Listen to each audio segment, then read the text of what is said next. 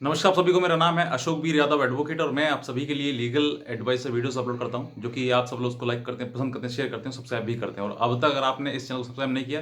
तुरंत करिएगा। दूसरे लोगों तक भी जानकारी को जरूर शेयर करिएगा। तो बहरहाल आज हम बात करते हैं कि आजकल कुछ लोग जो हैं वो एक सवाल बहुत ज़्यादा पूछ रहे हैं कि सर क्या 498 ए जो है वो ख़त्म हो चुका है।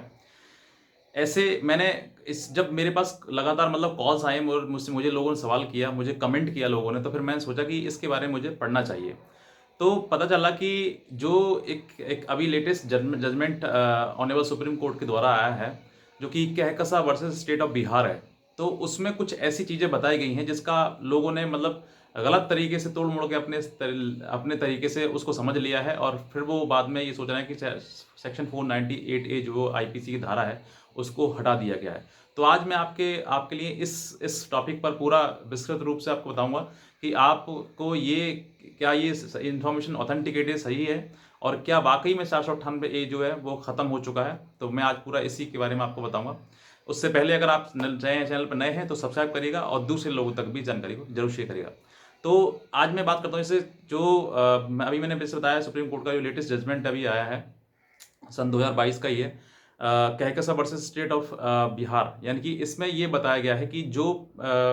पत्नियां हैं वो अपनी मन की भड़ास निकालने के लिए, या उनका उनका अपने जो भी खुन्नस वगैरह है, किसी कुछ भी कह सकते हैं उसको, तो वो निकालने के लिए अपने पति या पति के परिवार पर जो है वो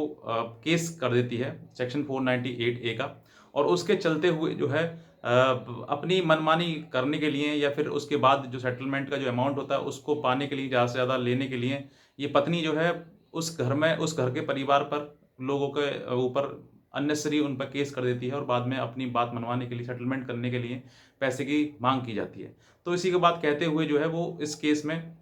कहकसा वर्सेस स्टेट ऑफ जो बिहार का जो केस है, ये इस केस में जो है एक पत्नी ने अपने पति और पति के परिवार वालों, जिनका कोई लेना देना नहीं था, दूर दूर से तालमेल नहीं था उनका, तो उनका नाम भी उसमें दे दिया। और इस चीज़ को सबको पाया गया कि जो सेक्शन 498 ए है, यानी कि 498 जो है उसका मिसयूज़ किया गया। और ऐसा अब नहीं, बहुत काफ़ी दिनों से, काफ़ी सालों से ऐसा लगातार चलते आ रहा है कि पत्नियां जो हैं वो इस सेक्शन 498 का जो है मिसयूज़ करते जा रहे हैं। हालांकि इसका जो ये बनाया गया इस समय पर, उस समय पर ये था कि जो पत्नी है उन पर किसी प्रकार का अत्याचार ना हो, उनके ऊपर किसी प्रकार कोई टॉर्चर या किसी प्रकार की क्रूरल्टी ना हो। इसीलिए उनको इस कानून का एक प्रोटेक्शन दिया गया था, ताकि उनको बचाया जा सके इन चीज़ों से। लेकिन इन्होंने जो है उसका काफ़ी मिसयूज़ किया है, और लोअर कोर्ट से लेकर सुप्रीम कोर्ट तक काफ़ी टिप्पणियां की गई हैं। इसी के चलते हुए Arnesh Kumar versus state of Bihar एक केस जजमेंट है, ये भी ऑनरेबल सुप्रीम कोर्ट का है। इसमें ये साफ बताया साफ निर्देश दिया गया था, पुलिस के लिए गाइडलाइन जारी की गई थी कि 7 साल से कम जो भी जिनमें पनिशमेंट दिया गया, अपराध में पनिशमेंट दिया गया है, उनको आप कोर्ट थाने से ही जमानत दे दी जाए उनको, और उनको किसी प्रकार से जेल ना भेजा जाए। और अगर मान लीजिए वो नहीं करते हैं, इस चीज़ का पालन नहीं करते हैं, तो उनके ऊपर भी कंटेम्प्ट ऑफ कोर्ट का जो केस है उनके ऊपर भी चलाया जाए। ये साफ जो Arnesh Kumar versus of state of Bihar का जो केस है, उसमें साफ ये जो गाइडलाइन करते हुए इसमें साफ दर्शाया गया था, बताया गया था कि जो पुलिस एक अपने आप में जो चलाने वाली है लॉ के लिए, उसको साफ निर्देशित किया गया था कि आप ऐसा ना करें। दूसरा, इसमें एक और Rajesh versus state of UP, इसमें भी बताया गया था कि जो पत्नी पत्नी जो है, पत्नी अपने परिवार के जो नाम है वो उनको खुलेआम जितना भी होते हैं उतने पूरे परिवार का जितना भी नाम है वो सभी का नाम जो है उस केस में फाइल कर दिया जाता है। तो उनसे बचाने के लिए उसमें साफ निर्देश दिया गया कि आप जो है इसकी पहले प्रिलिमिनरी जांच करें कि वाकई ऐसा कुछ हुआ है या नहीं हुआ है। तो इसी के बाद जो है ये गठन किया गया था, जो मेडिसिन जो आप आज पति और पत्नी के बीच में दोनों का झगड़ा होने के बाद जो उनको बैठाकर समझाया जाता है कि वाकई किस वजह से घटना है, किस प्रकार का जो ऑफेंस है वो किस प्रकार का है, और किस वजह से इनके बीच में दोनों को झगड़ा हुआ है। तो उस चीज़ को बैठाने के उसमें मेडिसिन कराया जाता है। इसी दौरान जो है ये बताया गया था कि इस केस में कि आप जो है पति पत्नी का जल्दी से एकदम से एफआईआर दर्ज ना करें, और साथ ही साथ में इन दोनों को बैठा कर समझाएं कि और वाकई देखें कि इनके परिवार में कोई गलती इसमें हुई है या नहीं हुई है। अगर वाकई हुई है तो भी तभी इनके नाम लिखें, वरना इनके नाम ना दर्ज किए जाएं। तो आप इस तरीके से काफ़ी सुप्रीम कोर्ट के, और एक और केस आया था जिसका नाम था गीता मल्होत्रा गीता मल्होत्रा जो एक केस था सुप्रीम कोर्ट का ऑनेबल का, तो उसमें भी ये बताया गया था कि अगर मान लीजिए कि एफआईआर दर्ज कराते समय पत्नी ने पूरे परिवार के नाम दे दिए हैं, पति के साथ साथ बाकी फैमिली मेंबर्स के नाम भी अगर उसमें दे दिए गए हैं, तो उनको ट्रायल फेस करने की कोई ज़रूरत नहीं है। तो जब ये चीज़ें बहुत सारे ऐसे केस आए हैं, क्योंकि ये सब कुछ किस लिए आया है, क्योंकि इतना मतलब miss use of the law section 498 A IPC के तहत जो है वो इतना किया गया कि कोर्ट भी मजबूर हो गई कि हमें इसमें कुछ ना कुछ बदलाव करने चाहिए, जिसकी वजह से बाकी और पति भी जो है इसमें किसी प्रकार से ना फंस पाएँ, और फंसे तो उनको रिलीफ मिल जाए।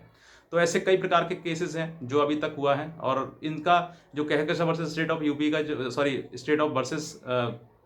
कहकशां स्टेट ऑफ बिहार का जो केस है, उस केस में भी यही दर्शाया गया है कि पत्नी ने जो है पति के परिवार वालों के जिनका कोई मतलब लेना देना नहीं था, कोई तालमेल नहीं था, दूर दूर रिश्तेदार थे, उनका सभी का नाम उसमें केस में कर दिया था, लिखवा दिया था। और बाद में जब ये इन्वेस्टिगेशन हुई, जांच हुई, वहां से लेकर और सुप्रीम कोर्ट तक उन्होंने केस लड़ा। बाद में लास्ट में ये पता लगी कि ये जो केस है पूरा फॉल्स केस है, पूरा बनाया गया है, और बनाने के तहत जो है वो सिर्फ और सिर्फ इन परिवार को मतलब सेटलमेंट करने के लिए, दबाव डालने के लिए उनको, ताकि वो जैसी जितनी रकम मांगे उतनी रकम दे दे, इस वजह से उन पर केस किया गया और इसी वजह से उनको हरास किया गया। तो ये सब कुछ देखते हुए ऑनरेबल सुप्रीम कोर्ट ने इस केस को, जो इस एफआईआर को, चार्जशीट को, जो केस को पूरे खत्म कर दिया, रद्द कर दिया। इसी के चलते हुए कुछ लोगों ने ये सोच लिया कि 498 रद्द हो गया, जो कि ऐसा कुछ नहीं है। पूरे भारत में आज भी एप्लीकेबल है सेक्शन 498A, जिसमें कि पत्नी पर कोई भी क्रूअल्टी किसी प्रकार से होती है तो पत्नी जो है अपने पति के और पति परिवार वालों पर केस लिखवा सकती है। लेकिन अब जो है वो बहुत ज़्यादा मतलब रेस्ट्रिक्शन हो चुके हैं उसमें, और काफ़ी जांच के बाद उसमें नाम दिए जाएंगे, काफ़ी जांच के बाद एफआईआर दर्ज की जाएगी। तो ये सब कुछ है, और ये सब कुछ इसलिए हुआ क्योंकि मिसयूज़ इसका कानून का इतना होने लगा कि पूरी कानून भी, व्यवस्था भी इस चीज़ से सोचने लगी कि वाकई इतना मतलब मिसयूज़ क्यों किया रहा है। क्योंकि आज के टाइम में मैं समझता हूँ कि आप कमेंट भी पढ़ सकते हैं इस वीडियो के नीचे, बहुत सारे पति जो है वो कमेंट करते हैं कि वाकई सर इस तरह की चीज़ें हैं, तो वो कहीं ना कहीं पीड़ित हैं, कहीं ना कहीं परेशान है अपनी पत्नी से। लेकिन बहुत रेयर ऐसा केस है जो कि आज के टाइम पति से परेशान है, लेकिन पति जो है, पत्नी है तो उससे बहुत ज़्यादा परेशान है, बहुत ज़्यादा रेशियो है, बहुत ज़्यादा खुल के लोग भी आ रहे हैं, और काफ़ी जगह जगह लोग धरने भी दिए जा रहे हैं बिकॉज ऑफ कि मिसयूज़ ना हो। तो लोअर कोर्ट से लेकर सुप्रीम कोर्ट तक लगातार इस चीज़ के लिए गाइडलाइन जारी हो रही हैं, और आगे भी होती रहेंगी। और जो रही बात मेरी थंबनेल की, तो मैंने सेक्शन 498 खत्म नहीं, लोगों ने बताया कि सर खत्म हो गया, तो इसलिए मैंने थंबनेल डाला ताकि आप सब लोग भी इस चीज़ से जागरूक हो जाएं। और इसके लिए आपने जो जजमेंट है वो आप जजमेंट की कॉपी भी आप ऑनलाइन ही पढ़ सकते हैं नेट पे देखकर, तो बस पढ़िएगा। और जो भी और कोई जानकारी लेना चाहते हैं आप हमसे, तो हमारे दिए हुए हमारे दिए हुए नंबर पर हमें संपर्क भी कर सकते हैं, और हमारी लीगल एडवाइस भी ले सकते हैं। तो आज का वीडियो देखने के लिए आप सभी बहुत धन्यवाद।